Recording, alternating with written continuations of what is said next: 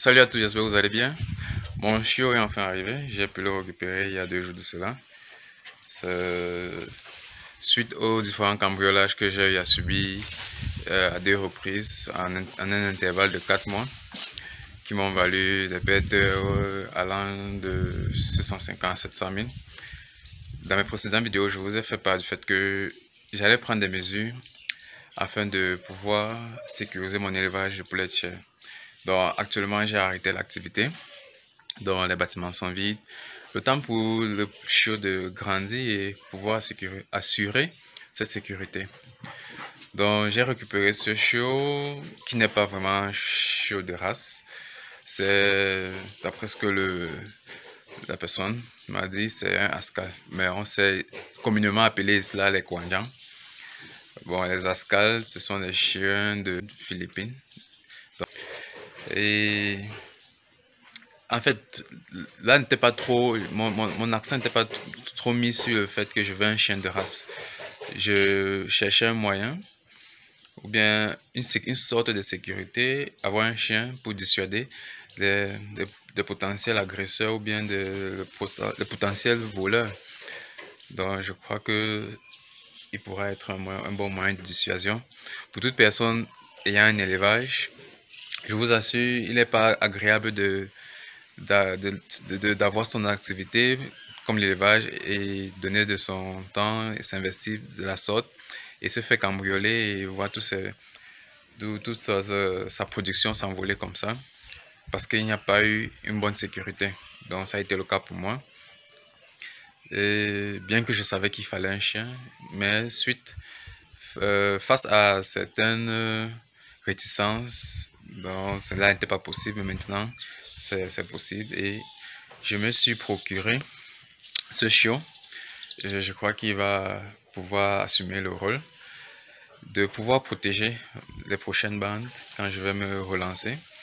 Le temps pour lui de grandir, je crois que d'ici quelques mois, quand il aura une bonne taille, il pourra déjà jouer ce rôle-là. Je vais vous le présenter. C'est vrai que sa cage n'est pas encore disponible, mais une fois la nuit tombée, il occupe un de ces bâtiments. Viens ici, toi. Donc là, nous avons Hulk, c'est comme ça que les enfants l'ont appelé.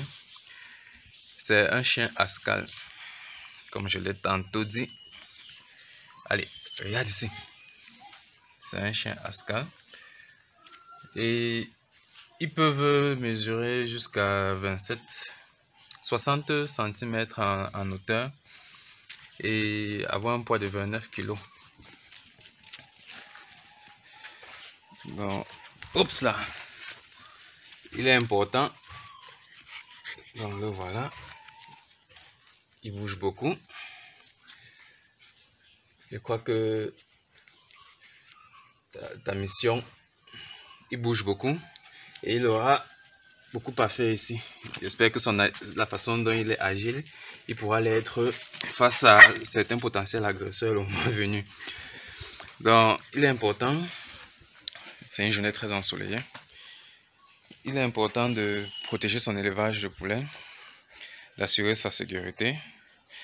Il ne m'a pas coûté cher, comme je l'ai dit, c'est pas un chien de race. Il m'a coûté avec les vaccins, les premiers vaccins, et tout moins de 20 000 francs. C'est un bon moyen de dissuasion pour un début, en espérant que à l'avenir, s'il faut s'en procurer un autre, peut-être de race, cela se fera.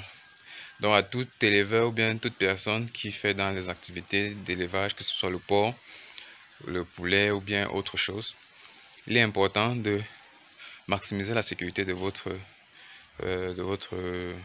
élevage. Donc que ce soit un chien, le maximum même.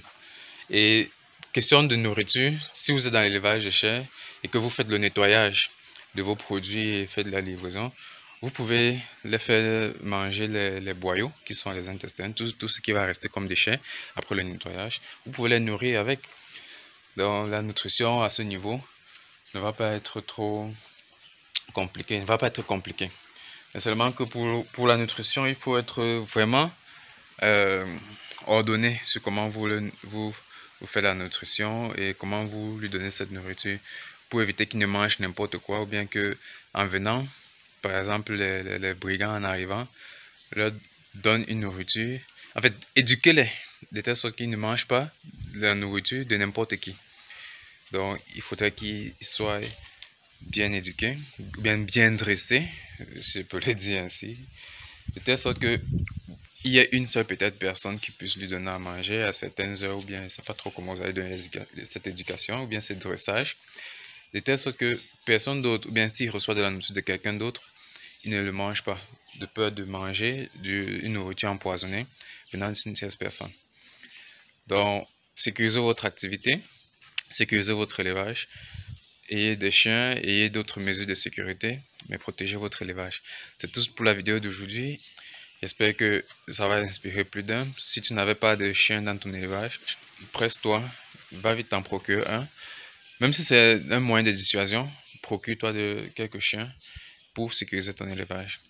Donc, mes bâtiments, comme vous le voyez, sont vides actuellement. Là, c'est 200. Et là en haut, nous avons celui de 400. Donc, bonne journée à toi et porte-toi bien.